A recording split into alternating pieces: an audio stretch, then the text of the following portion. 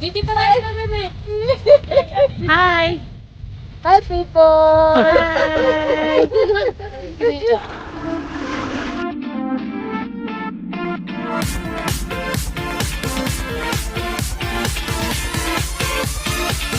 Hello, hello, beautiful people! So, ayan, today nasa Bani, Pangasinan tayo.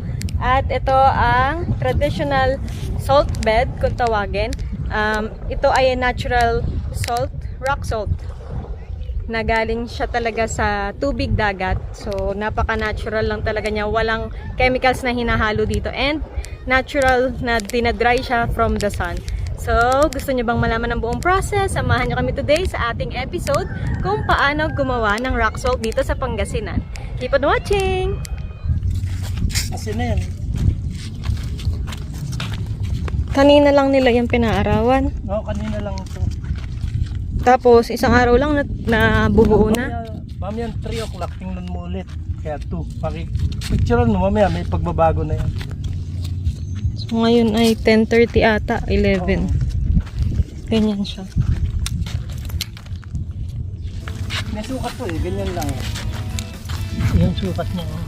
Mababa lang pala eh. Oo, yan o. Alam kung 2 metro eh. Mamaya ano lang eh. Halos daliri lang. 2 inches. Hmm. Tapos nadagdagan yan tubig niyan mamaya. Ah, dadagdagan ulit. Pagka namumuti na ito, yan eh. Pagka marami ng dikit-dikit na yan. Dagdag sila ng dagdag. Isang beses lang. Ah, isa lang. Hindi, isang... Kanina umaga yan. Kaninang 5 or 6. Ayan, sobrang init. Oo. Kasi na yan. Kasi na yan.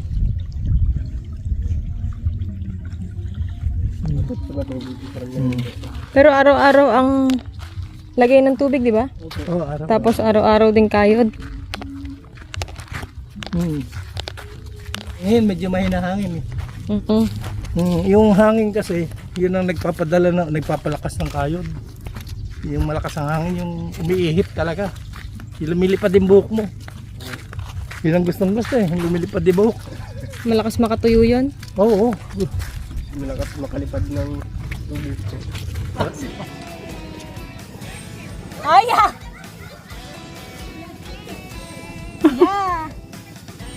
Yeah! Ayaw. That's okay. Aya! Naglakad! Naglakad! Hindi kasi may tubig. Tubig. Gusto niya yan. Pupunta bebe. Kriya! Umuarte. Ito na yung tuyong asin. So, ito yan sa pinaka-bed. Pinaka-salt bed yan. So, ito yung close-up. Asin na siya. Ayan, so magta-try tayong magkayod ng asin. Magkakayod tayo para makita nyo kung paano kayurin. From this one hanggang sa magiging normal na asin na siya talaga. Parang ang technique nila hindi masyadong kinakayod yung chlorine. Ayun, ganun. Para yung gawin ang ilalim mo sa mama.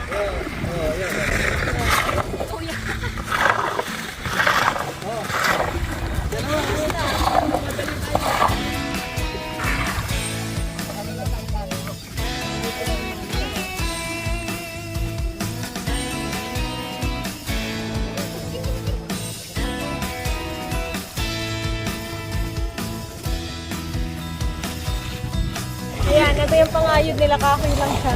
May manipis na metal sa dulo. Mahaba yung pinaka-stick niya.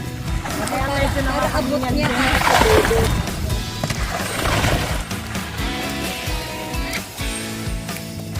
Si Belgi magsisigil. Kung masyado kayo rin yung gilid ah. Ah, hindi yan. Madumi.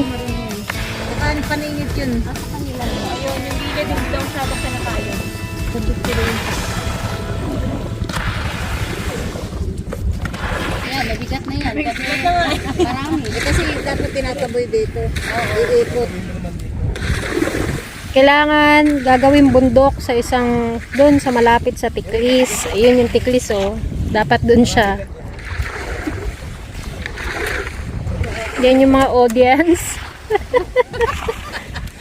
Audience po. 10 pesos lang po yung entrance fee dito sa Berlongan Aquapark. Berlongan Aquapark. Tinutumpok mo siya. Mabigat. Ang bigat din. Yun pamili niya. Yan. Ayan pa oh. Reject, reject. Kumer supervisor ko. Yay! Ayun po yung kay father, kay daddy. Ginigit na po niyan. Itabi mo dun sa may tiklis. Titiklis na natin next.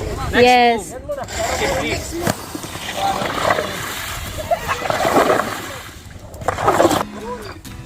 Hmm.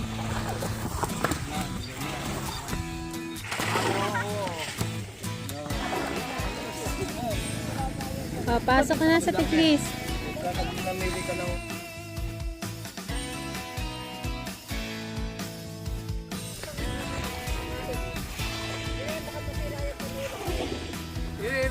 Oh, so ito naman yung parang Pang-ipon.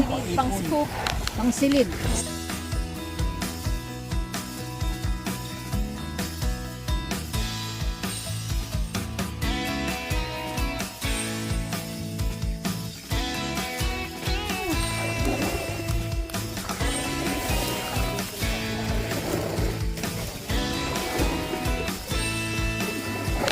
Kung masyadong ano, kaya lang yun.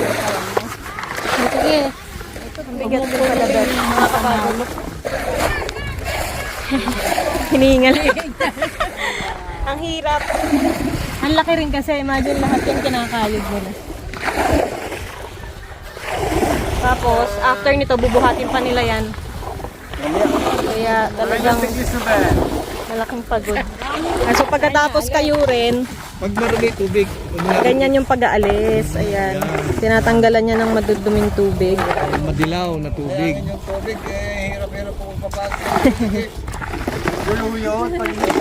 Nagluluyot ang tawag nila riyan. Nagluluyot. Ayan. Ibig sabihin, Mark, no, namimino, pino. Yan, saka yung kulay yellow na tubig, yan ang inaalis. Para mawala at mas maging maputi yung asin. No, lumakas. Ayun.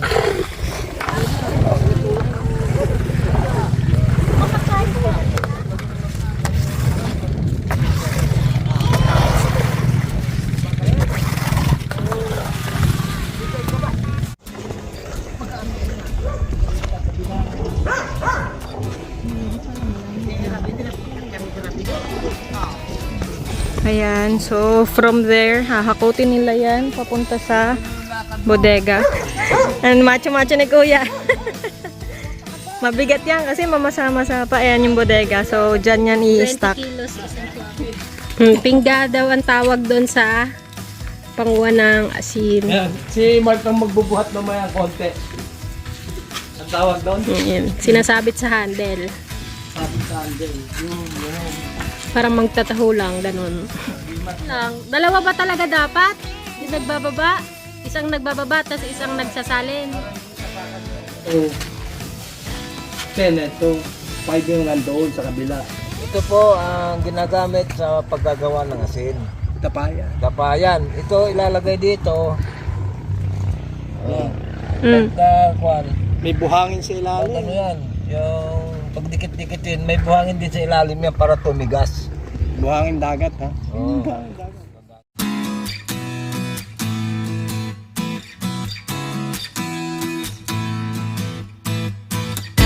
So, ayan. Ayun, sadyang may tanong kung ano timbang. Sakto na sa isang balde. Dalawang balde. Ano yan pa? Dalawang balde. Yun yung kalaki. Tinatakal yung asin. So, yan. Dalawang balde. 36 kilo. So, 36 Yun lang kilo. sa street. Dalawa. Ewan ko kung ano yung tawag. Kunin mo si papa mo. Yan, nagsasastre. Ba, meron ako yan. Oo. Hirap na nananahit ng ilo. Babiyahin na ulit yan. Pala niya. Kaya lang medyo mabagal na. Matanda na eh.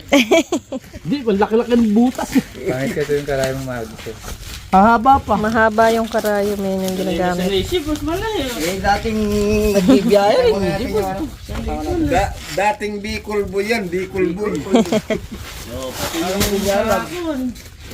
May lock pa yan. Eh, pinong-pino yung kay Papa. Pinong-pino. Oh, ayan. Additional subscribers. Oh, alam mo na mag-subscribe na eh. Bilangin mo dapat ano yan, madagdag sa... Kaway mo na kaway, subscribers. Kaway muna, kaway. Oh.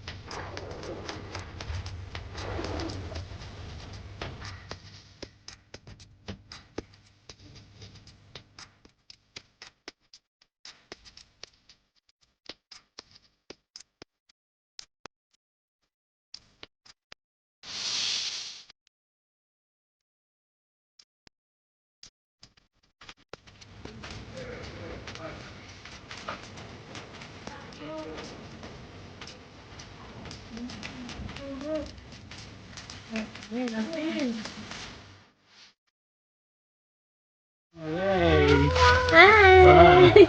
Thank you for watching, everyone. Don't forget to like and subscribe. See you again, homies. Yeah.